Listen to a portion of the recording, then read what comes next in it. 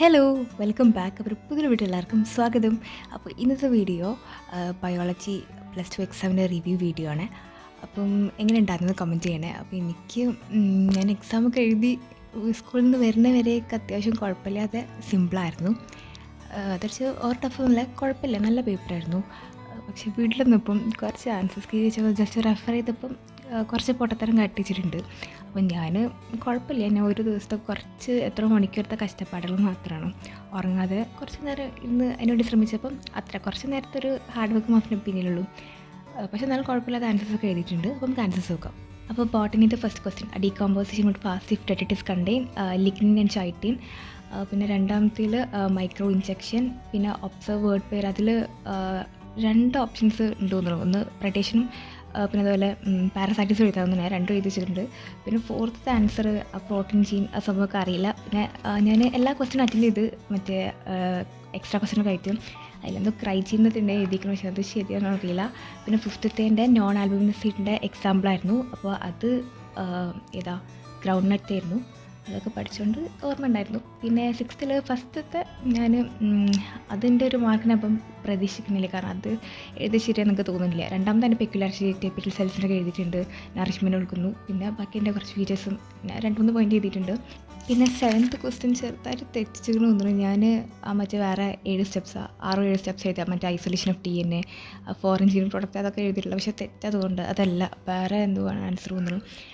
പക്ഷേ അതിന് പകരം വേറെ ഒരു എക്സ്ട്രാ ക്വസ്റ്റ്യൻ ചെയ്തുകൊണ്ട് അവിടെ കളഞ്ഞിട്ടില്ല. പിന്നെ 8ൽ ഗ്രോസ് പ്രൈമറി പ്രൊഡക്റ്റ് ചെയ്തിട്ടുണ്ട്. എൻ്റെ രണ്ടാമത്തെ ഫാക്ടേഴ്സ് അത് ഉറപ്പില്ല, എന്തോ എഴുതി വെച്ചിട്ടുണ്ട്. പിന്നെ 9ൽ അപ്പോമിക്സസ് എന്താണെന്ന് എഴുതി, എന്നിട്ട് അതിൻ്റെ 2 ഒരു ഫീച്ചേഴ്സ് ചെയ്തിട്ടുണ്ടായിരുന്നു. പിന്നെ 10ൽ പോപ്പുലേഷൻ ഡെൻസിറ്റി എന്താണെന്ന് എഴുതി. പിന്നെ 2 ways of measuring population density. പിന്നെ ഞാൻ 4 എഴുതിയിട്ടുണ്ട്. ഡയഗ്രാം വരച്ചിട്ട് ആ ഡെൻസിറ്റിനെ ഡിപ്പെൻഡ് ചെയ്യുന്ന 4 ഫാക്ടേഴ്സും വെച്ചിട്ട് പ്ലസ് മൈനസ് ഒക്കെ വെച്ച് ചെയ്തിട്ടുണ്ട്. പിന്നെ 11th match the following simple ആയിരുന്നല്ലോ. അപ്പം ADA ഡെഫിഷ്യൻസി ജീൻ തെറാപ്പി, പിന്നെ ഹ്യൂമൻ ലാക്റ്റാൽബുമിൻ റോസി, പിന്നെ എലിസ എയ്ഡ്സ്, പിന്നെ ആൽഫ-1 ആൻറ്റിട്രിപ്സിൻ എംഫസൈമ. പിന്നെ 12th ക്വസ്റ്റ്യൻ മ്യൂച്വലിസം കുറിച്ചിട്ട് എഴുതി. പിന്നെ അതിൻ്റെ കുറച്ച് എക്സാമ്പിൾ ജസ്റ്റ് ഒന്ന് കുറച്ചുകൂടെ വ്യക്തമാക്കിയിട്ട് എഴുതിയിട്ടുണ്ട്. പിന്നെ 13th ക്വസ്റ്റ്യൻ കറക്റ്റ് ടെക്സ്റ്റ് വായിച്ചുകൊണ്ടൊക്കെ ഇപ്പോൾ കിട്ടിയത്. അതിലത്തെ ഫസ്റ്റത്തെ ആൻസർ സൊമാറ്റിക് ഹൈബ്രിഡൈസേഷൻ, രണ്ടാമത്തെ സോമ ക്ലോൺസ് അങ്ങനെന്തോ. അപ്പോൾ അത് 2 എഴുതിയിട്ടുണ്ട്. പിന്നെ 14th ഞാൻ പറഞ്ഞല്ലോ, അത് 14th എക്സ്ട്രാ ചെയ്തുകൊണ്ട് മറ്റേ സ്ഥലത്ത് 2 മാർക്ക് പോവാതെ രക്ഷിച്ചു. പിന്നെ 15th ഗ്രേസിംഗ് ഫുഡ് ചെയിനും ഡെറ്റൈറ്റിസ് ഫുഡ് ചെയിനും അതിലത്തെ ഫസ്റ്റ് ഡ്രോപ്പ്. മറ്റേ GFCയിലാണെങ്കിൽ പ്ലാന്റ് ആയിരിക്കും. പിന്നെ മറ്റേ ഡെറ്റൈറ്റസ് തന്നെ എഴുതിയിട്ടുണ്ടായിരുന്നത്. പിന്നെ അക്വാട്ടിക്കിൽ GFC ആയിരിക്കും മേജറായിട്ടുണ്ടാവുക. പിന്നെ 16th ക്വസ്റ്റ്യൻ ഞാൻ എക്സ്ട്രാ ചെയ്തത്, പക്ഷേ തെറ്റതുകൊണ്ട്. പിന്നെ 17th വാട്ടർ പോളന്റ് പ്ലാന്റ്സിൻ്റെ ഫീച്ചേഴ്സ് എഴുതി, പക്ഷേ എക്സാമ്പിൾ വന്നിട്ട് കോളാക്കി, രണ്ടും അങ്ങോട്ടും ഇങ്ങോട്ടും മാറി എഴുതി. ഫസ്റ്റ് ആൻസർ മറ്റേ ഹൈഡ്രില്ല തോന്നുന്നു, പക്ഷേ ഞാൻ നേരെ ഓപ്പോസിറ്റ് ചെയ്ത് വാലിസ്നിയർ എഴുതി. എന്നിട്ട് വാലിസ്നിയർ ചെയ്ത സ്ഥലത്ത് ഹൈഡ്രില്ല എന്നും കൊണ്ട് എഴുതി, അവിടെ മാർക്ക് പോയി. പിന്നെ അതിൻ്റെ 18th ക്വസ്റ്റ്യനും 3 എഴുതിയിട്ടുണ്ട്. ശരിയാണോന്ന് ഉറപ്പില്ല, എന്നാലും കുഴപ്പമില്ല, എഴുതി വെച്ചിട്ടുണ്ട്, ശരിയാവണം. പിന്നെ 19th ഓക്കെ സിമ്പിൾ സ്പാർക്കിടും തമ്മിലുള്ള ഡിഫറൻസ് എഴുതി. പിന്നെ 20 ഞാൻ വെറുതെ എക്സ്ട്രയിൽ എഴുതിയിരിക്കണം, പക്ഷേ അതിൽ ആ ലിമിറ്റേഷൻ ശരിയാണോ അറിയില്ല, ബാക്കി 2 എഴുതിക്കണം. അപ്പം ബോട്ടണി കുറച്ചൊരു ചെറിയ ടഫ് ഉണ്ട്. അത് നല്ല കോൺഫിഡൻസിൽ എഴുതി വന്നു, പക്ഷേ വീട്ടിൽ ആൻസർ കീ വെക്കുമ്പോഴാണ് ഓരോന്നതിൻ്റെ അവസ്ഥ മനസ്സിലാണ്. പിന്നെ ഒന്നാമത് പഠിച്ചിട്ടില്ല നല്ല പോലെ, അപ്പോൾ അതിൻ്റെ ഒരു കേടുണ്ട്. എന്നാലും ഓവർ മാർക്ക് പോകുന്നില്ല, അത്യാവശ്യം മാർക്ക് ഉണ്ടാകുന്നൊരു പ്രതീക്ഷയുണ്ട്. സുവോളജി പിന്നെ കുഴപ്പമില്ല, ഒരു ഏകദേശം സിമ്പിൾ അരമണിക്കൂറിനുള്ളിൽ ഫുൾ എഴുതൽ കഴിഞ്ഞിട്ടുണ്ടായിരുന്നു. First oral contraceptive Saheli. പിന്നെ രണ്ടാമത്തെ ഞാൻ അറിയില്ല, ഞാൻ ആ ഇമ്മ്യൂണിറ്റി ചാപ്റ്റർ തൊട്ട് നോക്കിയിട്ടില്ല, അപ്പോൾ ഞാൻ നോക്കാൻ നിൽക്കില്ല. പിന്നെ 3rd മറ്റേ ഒന്ന് ഓവറിന്ന് എഴുതി സെക്സ് ഓർഗൻ, പക്ഷേ കോർപ്പറേറ്റിൻ്റെ ഞാൻ തെറ്റിച്ചു. അപ്പോൾ അവിടെ ഒരു 1/2 മാർക്ക് പോകും. പക്ഷേ അതിൻ്റെ പകരം ഞാൻ വേറൊരു ക്വസ്റ്റ്യൻ എഴുതിയിട്ടുണ്ട്, 4th ക്വസ്റ്റ്യൻ എഴുതിയിട്ടുണ്ട്. അപ്പോൾ തൈമിനും അഡിനും തൈമിനും ഒരേതായതുകൊണ്ട് 30 തന്നെ എഴുതിയിട്ടുണ്ടായിരുന്നത്. പിന്നെ ജനറ്റിക് ഡിസോർഡർ ഹീമോഫീലിയ. പിന്നെ 6th എയ്ഡ്സും അതിൻ്റെ പ്രിവെൻഷനും എലിസ എന്നുള്ള ടെസ്റ്റൊക്കെ എഴുതിയിട്ടുണ്ട്. പിന്നെ 7th ഈസി ആയിരുന്നു. ഒന്ന് കേർഡ്ലിംഗ് ആണെങ്കിൽ ലാക്റ്റിക് ആസിഡ്, അതിൽ തന്നെ ഉണ്ടല്ലോ ഓപ്ഷൻസ്, കുഴപ്പമില്ലല്ലോ. പിന്നെ 8th നെയിം ദി ഇൻഡ്യൂസർ ലാക്ടോസിന് എഴുതിയിട്ടുണ്ടായിരുന്ന ഓയും പിയും എന്തിനാണ് വേണ്ടി നിൽക്കുന്നത്, അതായത് എന്താണ് റെപ്രസെൻറ്റ് ചെയ്യുന്നത്. ഓപ്പറേറ്റർ, പി പ്രൊമോട്ടർ എന്ന് എഴുതിയിട്ടുണ്ട്. പിന്നെ കംപ്ലീറ്റ് ദി ഫോളോയിങ്, ആ ചാർട്ട് സിമ്പിളായിരുന്നു. രാമാപിത്തേക്കസ്, പിന്നെ എന്തായിരുന്നു Homo habilis, Homo erectus, Homo sapiens. പിന്നെ സ്വിഫ്റ്റും ICSIയും എക്സ്പാൻഡ് ചെയ്യാൻ. പിന്നെ മാച്ച് ദി ഫോളോയിങ് എനിക്ക് അറിയത്തില്ല, ഞാൻ കറക്കി കുത്തി എന്തൊക്കെ ചെയ്ത് വെച്ചിട്ടുണ്ട്. അത് ഓപ്ഷൻ ചെയ്തതാണ്.